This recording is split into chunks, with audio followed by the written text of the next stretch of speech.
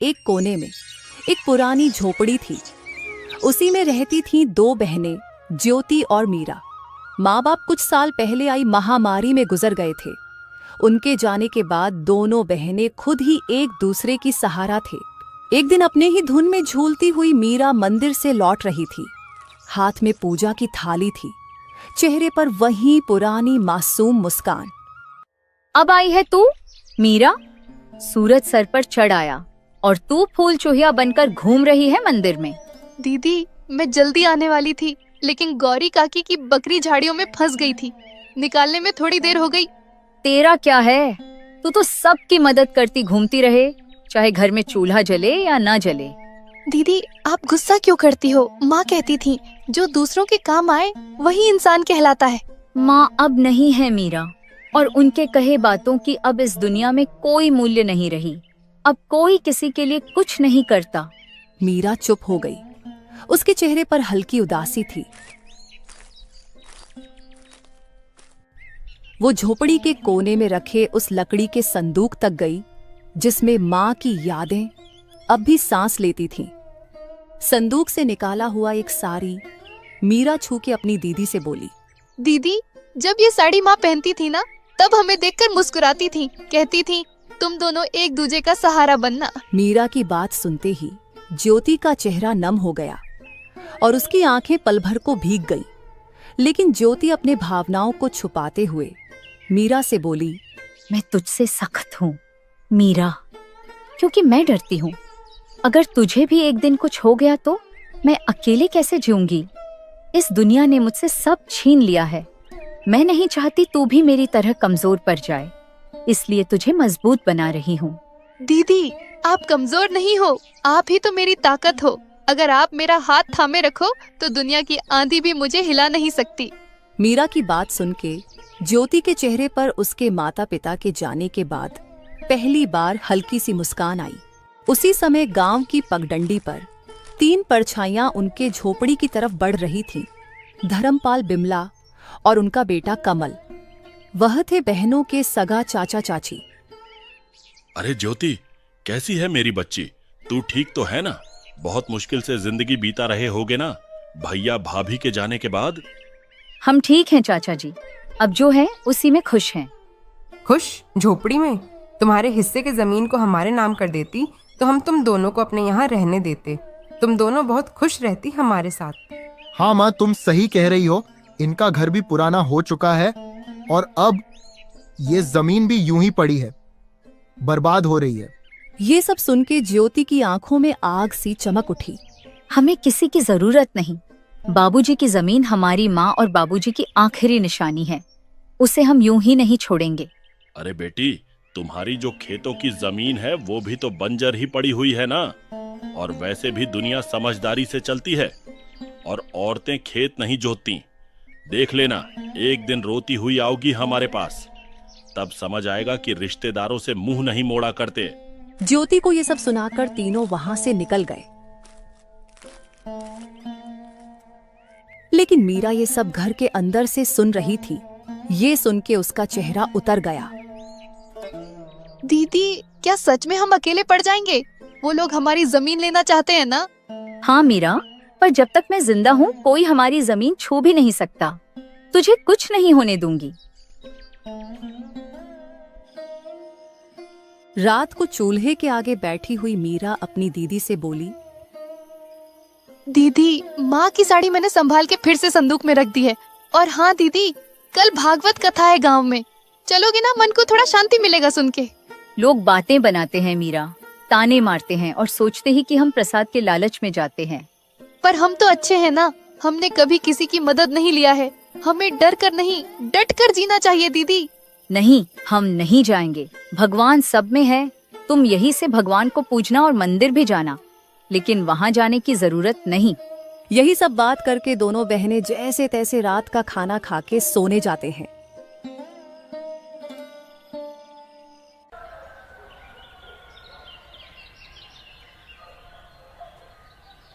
अगली सुबह दोनों बहनें अपनी जमीन को देखने जाते हैं, जिसमें दोनों बहनों ने मेहनत करके थोड़ी सी सब्जियां उगाई थी।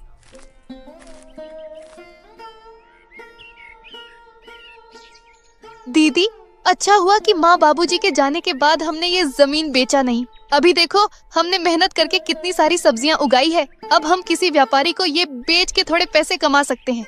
हाँ, तू ठीक बोल रही है। इसे बेच के कुछ दिन का तो गुजारा हो जाएगा, लेकिन क्या दीदी? ऐसे बेच के हम कुछ दिन ही गुजारा कर पाएंगे, उसके बाद क्या? अरे आप मायूस मत हो दीदी, मुझे सिलाई बुनाई का काम आता है। मैं वो करके घर खर्चे निकालूंगी, आप बस घर संभालना। कोई जरूरत नहीं तुझे ये सब करने की। तू क्या मुझे बेकार समझती है? तू घर पर ही रहना, मैं लोगों के घर काम करने जाऊंगी। और मुझे बांस की सीजे बनाना भी आती है, जो बाबूजी ने सिखाया था। ये करके मैं घर का गुजारा निकाल लूंगी। ये सब बात करके दोनों कुछ समय अपने खेत में व्यतीत करने के बाद घर आते हैं।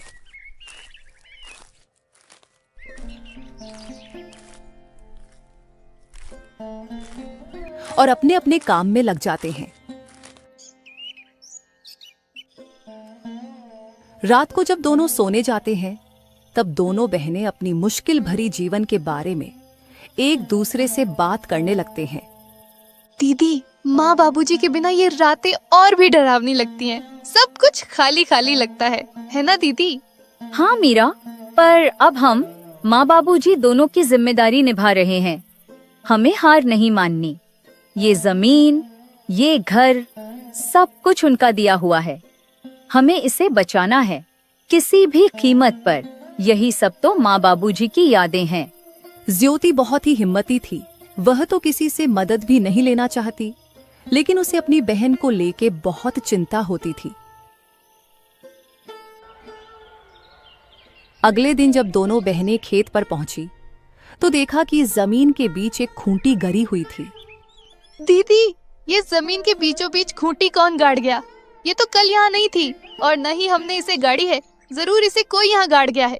ये जरूर हमारे चाचा चाची का काम होगा, लेकिन ये काम बिना किसी सरकारी आदमी के नहीं होता। इसका मतलब हमारे खेत को ये लोग बांटने की साजिश चला रहे हैं। उसी वक्त दूर से धर्मपाल आता दिखा और उसके साथ बिमला और उनका बेटा कमल भी था। तीनों के चेहरे पर अजीब सी मुस्कान थी। अरे बेटियों, घबरा क्यों रही हो? हम तो बस मदद करना चाहते हैं। तुम्हारे माँ बाप के जाने के बाद जमीन की देखभाल जरूरी है। तुमसे अकेले तो होगा नहीं। चाचा जी, आपकी मदद की जरूरत नहीं है हमें। ये जमीन हमारी माँ बाबूजी की निशानी है। इसे किसी के हवाले नहीं करेंगे। अरे बच्चियों, ऐसे कैसे नहीं दोगे? ये जमीन तो तुम्हारी और हमारी। कमल के दादाजी ने अपने दोनों बेटों को बराबर हिस्सा करके दिया था, लेकिन शायद तुम्हारे पिता अपने आखिरी दिनों में तुमसे ये बात बोलना भूल गए।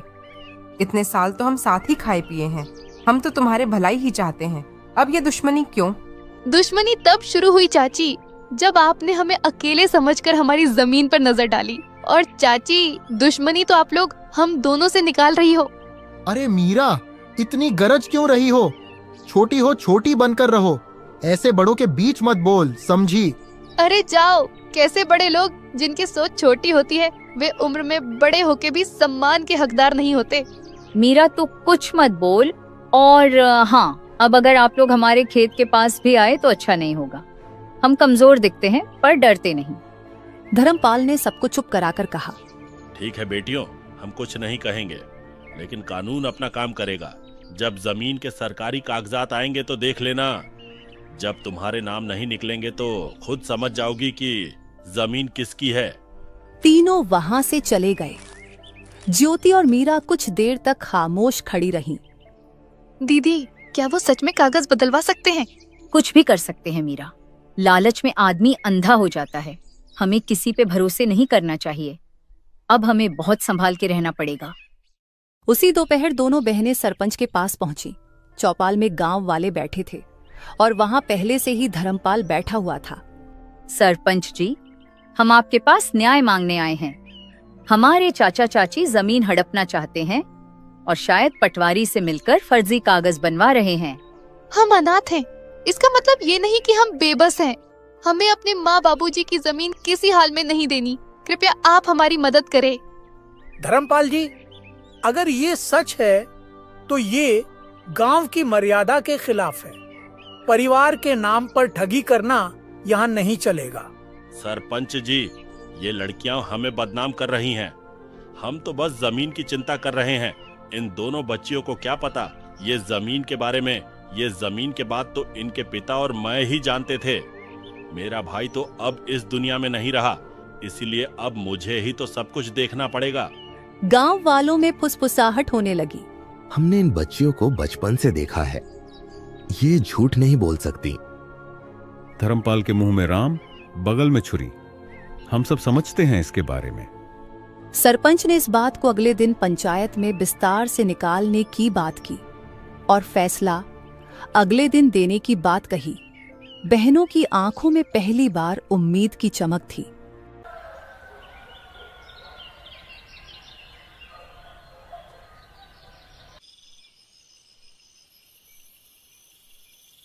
रात को झोपड़ी में दोनों बहनें आपस में बात करती हुई, दीदी क्या कल हमारा साथ देंगे गांव वाले? देखते हैं क्या होता है। मुझे किसी पर भी भरोसा नहीं रहा है। आखिर माँ बाबूजी के जाने के बाद मदद ही कहाँ की किसी ने हमारी। हमें बस भगवान पे भरोसा रखनी होगी। माँ बाबूजी तो नहीं है, पर उनका आशीर्वाद जरूर है हमारे साथ। आप देखना दीदी, हमारे साथ कुछ बुरा नहीं होगा। रात गहरी हो चली थी। दूर कहीं उल्लू की आवाज गूंजी और हवा में कुछ सिसकियां थीं और उन सिसकियों में मीरा की भी सिसकियां शामिल थीं। दोनों बहनों को चिंता की वजह से नींद भी नहीं आ रही थी। दीदी विश्वास ही नहीं होता है ना कि हम अब अकेले हैं। कभी कभी तो ऐसा लगता है कि बाबूजी अचानक आएंगे और मुझे गले लगा लेंगे। हाँ मीरा, मुझे भी उनकी कमी खटकती है, लेकिन तू चिंता मत कर, मैं हूँ ना। जब तक मैं जिंदा हूँ तुझे किसी चीज की कमी नहीं होने दूंगी। लेकिन दीदी जब माँ बाबूजी गए तब सबने कहा था हम हैं तुम्हारे साथ। फिर धीरे धीरे सब दूर होते गए। चाचा चाची तो जैसे बस हमारे हिस्से की जमीन के लिए ही हमारे करीब थे। ज्योति की आंखों में आंसू थे, लेकिन उसने उन्हें छुपाया। उसे अपनी बहन के सामने कमजोर नहीं पड़ना था। दुनिया बहुत चालाक है मीरा। रिश्ते अब खून से नहीं धन दौलत से बनते हैं। लेकिन हम भी अब चुप नहीं रहेंगे। अगर हमें अपने अधिकार के लिए लड़ना पड़े तो लड़ेंगे।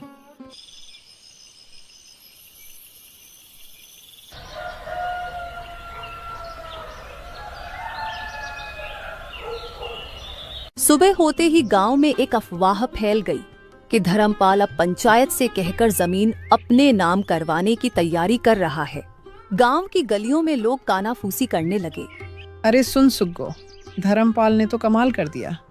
अपने ही भाई की बेटियों को बेघर करना चाहता है। हाँ काकी, कैसा रिश्तेदार है, अपने ही भतीजों को बेघर करने में तुला हुआ है। इन बातों की भनक ज्योति को लगी तो वो मीरा को लेकर सीधा सरपंच के वहां पहुंची। सरपंच जी, हमें आपसे इंसाफ चाहिए था। मेरे माँ बाबूजी की जमीन पर मेरे चाचा जबरदस्ती का दावा कर रहे हैं और आप लोग उनका साथ दे रहे हैं। मुझे आपसे ये उम्मीद नहीं थी। हम कोई अबला नहीं है, हम ऐसे चुप नहीं रहेंगे सरपंच जी। ऐसे कैसे कोई भी आके हमारी जमीन हड़प लेगा। थोड़े समय बाद धर्मपाल, बिमला और कमल भी वहां पहुंच गए और वहां पर नाटक करने लगे। सरपंच जी, हम तो बस इनकी भलाई चाहते हैं। भाई की मौत के बाद हमने ही इन्हें पाला है, आप तो ये अच्छे से जानते हैं। और अब जब लड़कियां बड़ी हो गईं, तो हमें बदनाम कर रही हैं।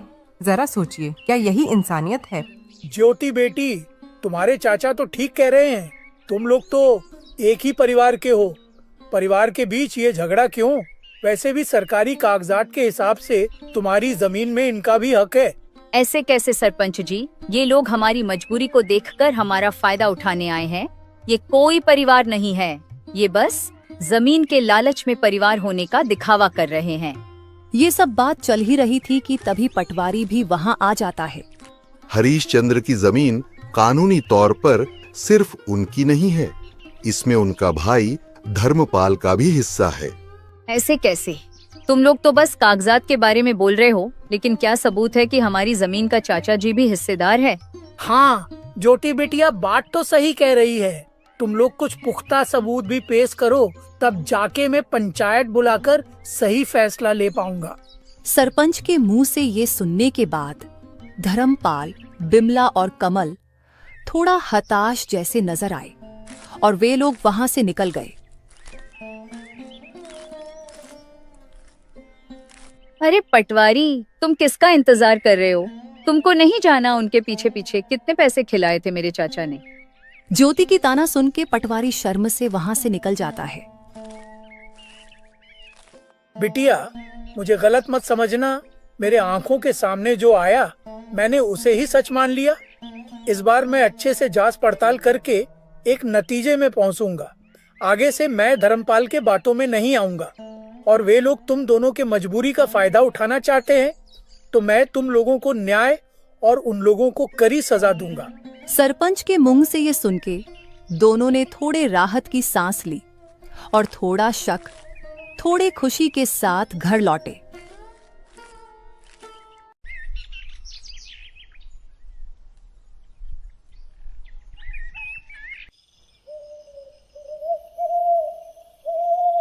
रात होते ही दोनों बहनें फिर से चारपाई में बैठ के बात करने लगते हैं।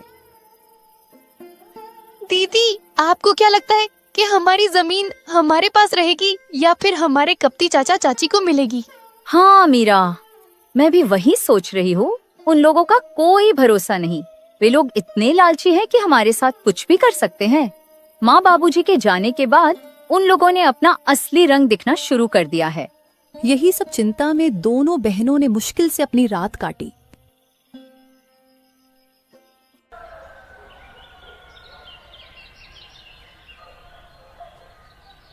गांव की हवाओं में हल्की सरसराहट थी।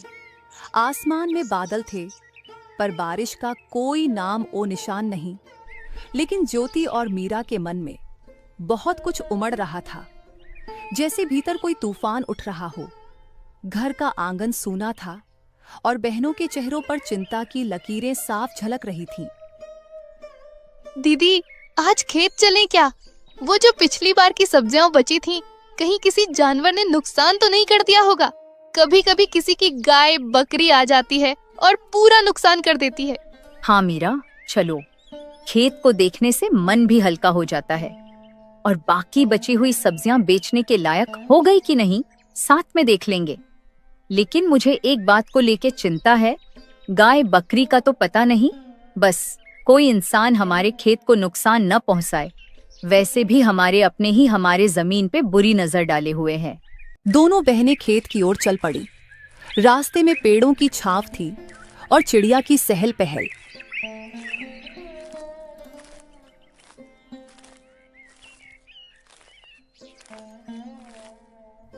जैसे ही दोनों खेत के पास पहुंची, मीरा ने दूर से किसी की परछाई देखी।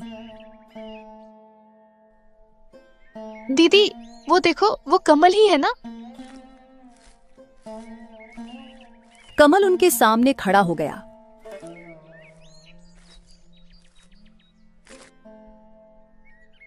आंखों में गुस्सा, चेहरे पर घमंड। वो वहीं दोनों बहनों का रास्ता रोककर उनसे बात करने लगा। बहुत घमंड आ गया है तुम दोनों में। पहले जब हम साथ में रहते थे तब तुम दोनों बहुत मासूम बनने का नाटक कर रहे थे, और तो और जुबान भी नहीं खोलते थे। लेकिन अब जैसे गांव की मालकिन बन गई हो तुम लोग। कमल भैया, हमने किसी से कुछ छीना नहीं है, बस जो हमारा हक था वही लिया है।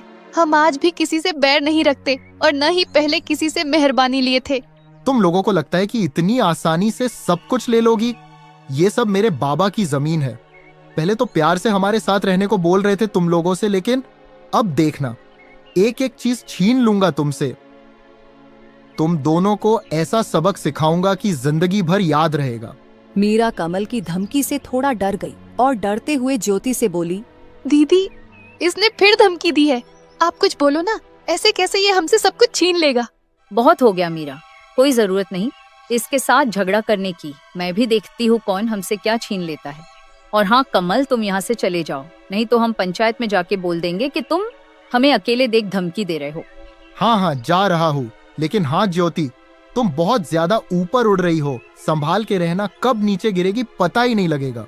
ऐसे ही कमल दोनों को धमकी देके वहां से चला जाता है। कमल की धमकी भरी बातें सुन के दोनों थोड़े मायूस हो जाती हैं। ज्योति जो अपने बहन के सामने हिम्मत से खड़ी हुई थी, उसके मन में भी डर था। वो मन ही मन कमल की बातों को लेकर बहुत चिंतित थी। कुछ समय के बाद दोनों बहनें घर लौटे।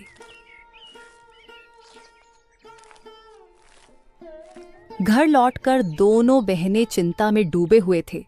रोज की धमकी और षड्यंत्र ने दोनों के जीवन में बहुत सारे चिंता और दुख ला दिया था। दीदी, ये लोग हमारे पीछे क्यों पड़े हुए हैं? हमने किसी का क्या बिगाड़ा है? हमारे चाचा के पास तो सब कुछ है। वो लोग हमसे अच्छी जिंदगी जी रहे हैं, फिर भी वे लोग हमारा जमीन हड़पना चाहते हैं। इंसान की लालच कभी खत्म नहीं होती मीरा। भले ही इंसान के पास सब कुछ हो, फिर भी इंसान और चाह के लालच में या तो दूसरे का नुकसान करते हैं या फिर अपनों का ही नुकसान करते हैं। हम तो इनके खिलाफ कोई बड़ी कदम भी नहीं रख सकते। उनके कर्मों का फल उन्हें भगवान जरूर देंगे। ऐसे ही कुछ दिन बीत जाते हैं। एक दिन अचानक धर्मपाल के चावल के मिल में किसी कारण आग लग जाती है। जब दोनों बाप बेटे को ये खबर मिली तो वे दौड़ते हुए वहां पहुंचे। मिल के बाहर लोगों की भीड़ जमी हुई थी, लेकिन गांव वालों ने पहले से ही आग बुझा दिया था। धर्मपाल और उसके बेटे को देख गांव वाले कानाफूसी करने लगे। अरे ये आग ऐसे ही नहीं लगी, ये तो धर्मपाल और उनके परिवार के किए गए बुरे कर्मों का नतीजा है। उन्होंने बिन माँ बाप के उन दोनों लड़कियों को बहुत परेशान किया था। अब देखो क्या हुआ इनके साथ। हाँ भाई, बिल्कुल सही कह रहे हो। मैं भी वही सोच रहा था। भगवान बुरे कर्मों का सजा इंसानों को जरूर देता है। भगवान के घर देर है लेकिन अंधेर नहीं। गांव वालों की बात सुन के दोनों बाप बेटे गंभीर चिंता में चले गए। ज्योति और मीरा के प्रति उनका जो व्यवहार था वो सोच के धर्मपाल को बुरा लगने लगा। तभी दूसरे गांव का एक जमींदार आया, जिसके साथ धर्मपाल ये चावल के मिल का व्यापार करता था। अरे ओ धर्मपाल, मिल में तो आग लग गई। मेरे पैसे तो सारे डूब गए। तेरे भरोसे मैंने तेरे जमीन में मिल खुलवाकर व्यापार किया था। अब तो मेरे नुकसान का भरपाई तुझे ही करनी होगी। सेठ जी, पता नहीं ये हादसा कैसे और क्यों हुआ, लेकिन आप निश्चिंत रहे, मैं कुछ न कुछ करूंगा। आप मुझे थोड़े मोहलत दे दो बस। अरे कैसी मोहलत? तेरे साथ व्यापार किया, वही तेरे लिए बहुत मदद हो गई। अब मैं तेरे लिए कुछ नहीं करूंगा। मुझे मेरे पैसे वापस कर और उसके बाद तू अपने रास्ते में अपने रास्ते। सेठ जी, आप ऐसा मत कीजिए। इस मुसीबत के घड़ी पे आप यूं मुंह मत फेरिए। मैं कुछ भी नहीं जानता, मुझे बस मेरे पैसे चाहिए। बहुत मदद कर चुका तुम लोगों की। तुम जैसे लोगों के साथ मैंने व्यापार किया, वही बहुत बड़ी बात है तुम लोगों के लिए। कुछ भी करना पड़े करो, बस मुझे पैसे दे दो। ठीक है, फिर आप मेरे इस जमीन को ले लीजिए। इस जमीन से तो आपका थोड़े से कर्ज चूकता हो जाएगा ना।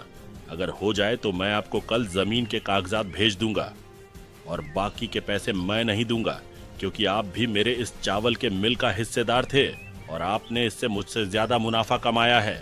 अब इसका पूरा नुकसान मैं अकेला क्यों झेलूं? ऐसा है क्या? ठीक है, तू मुझसे दुश्मनी मोर ले रहा है, देख लूंगा तुझे। फिलहाल तू मुझे अपनी इस जमीन के कागजात भेज दे, बाकी के पैसे तो मैं तुझसे बाद में वसूलूंगा। जमींदार से ये सुनने के बाद दोनों बाप बेटे हताशा और गुस्से में वहां से घर निकल जाते हैं।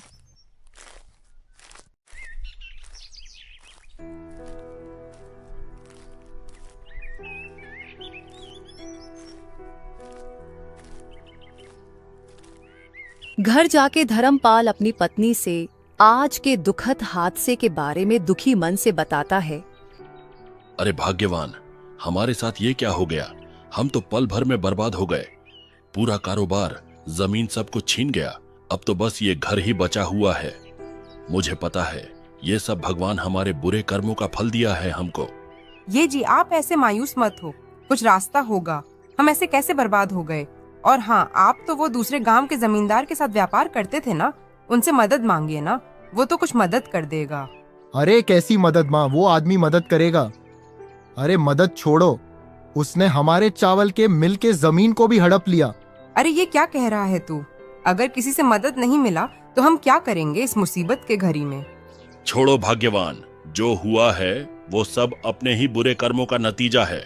तुम खुद ही सोचो, हमने मेरी दोनों भतीजियों को कितना दुख दिया है, उसी का पाप लगा है हमें। हाँ माँ, बाबूजी बिल्कुल सही कह रहे हैं। हमने पाप किया है, हमें अब इसी दुनिया में पापों का फल भुगतना पड़ेगा। पता नहीं बिना पैसों के अब ये घर कैसे चलेगा। हाँ कमल बेटा, तू सही बोल रहा है। अब हम ये घर कैसे चलाएंगे? हमें तो गांव में कोई मदद भी नहीं करेगा। ज्योति और मीरा के ऊपर किए अन्याय के लिए गांव वाले भी हमसे नाराज है। ऐसे तो हम सड़क पे आ जाएंगे। ये सब बात करके तीनों बहुत उदास हो जाते हैं और तभी इस उदासी भरी माहौल में बिमला बोल पड़ती है। ये जी, मेरे मन में एक विचार आया है। क्यों ना हम ज्योति और मीरा के पास जाके उनसे मदद मांगे और साथ में उनसे हाथ जोड़ के माफी भी मांग लेंगे। मदद? कैसी मदद माँ? वे दोनों हमारी कैसे मदद करेंगे? उनके पास तो मदद करने के लिए कुछ भी नहीं है और न ही वे मदद करेंगे। आखिर इतना दुख जो दिया उनको हमने। अरे क्या बोल रही हो तुम? पागल हो गई हो क्या? कितना परेशान किया है उनको।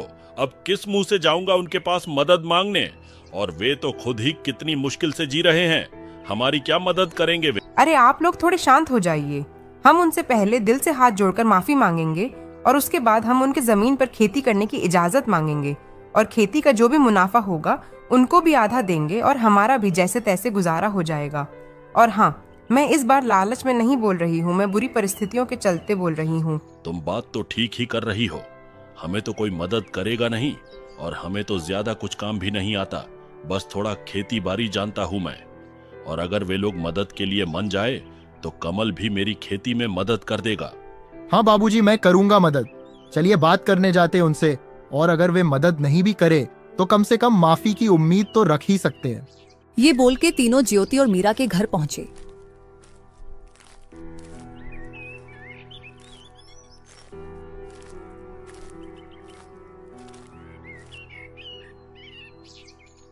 चाचा जी, आप लोग अब यहाँ क्या लेने आए हो?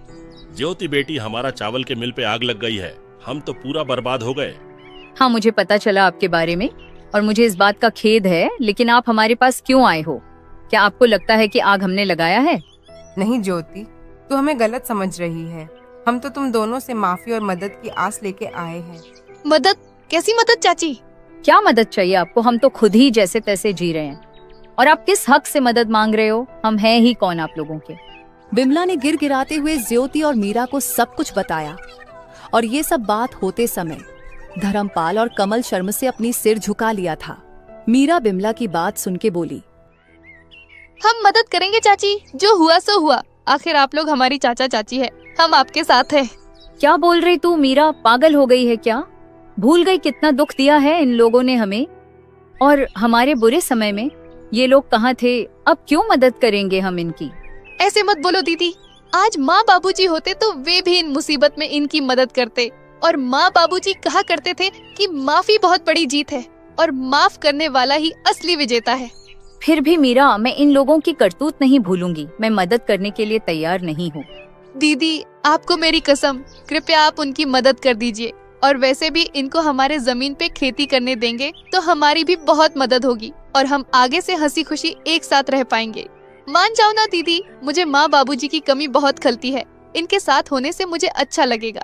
ज्योति मीरा का मासूम चेहरा देख उसके खातिर मान जाती है और धर्मपाल, बिमला और कमल ने भी हाथ जोड़ के दोनों से माफी मांगते हैं और वादा करते हैं कि आगे से कभी भी उनका बुरा नहीं सोचेंगे।